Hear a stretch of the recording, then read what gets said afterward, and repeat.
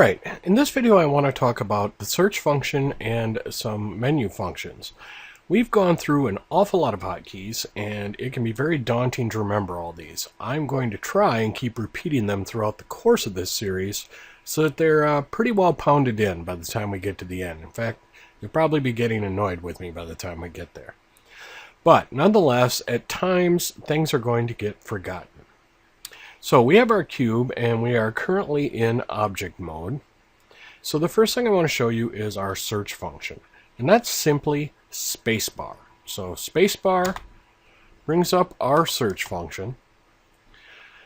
And then we can type in whatever we want. Perhaps, even though it's right over here, maybe we can't remember how to smooth. So we type in smooth and you see we get shade smooth. If we type in, I don't know, how about vertex? We get some vertex stuff that applies to object mode.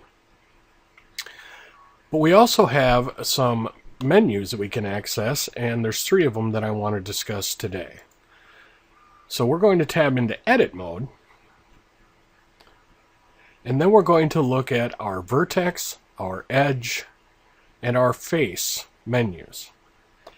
This can be very helpful because there's a lot of things that we can do with those, some of which you've learned, some of which we're going to be looking at coming up, and it's just an awful lot to remember. So it is handy to remember these fairly simple hotkeys to get some help. If we're looking at vertex, then all we have to remember is Control V, and this brings up our vertex menu.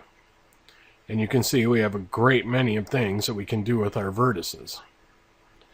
Now, if that was Control V, well, then it kind of stands to reason what the other ones are going to be. For edges, we can go Control E. And you can see we get a number of options. And where applicable, it also shows us some hotkeys.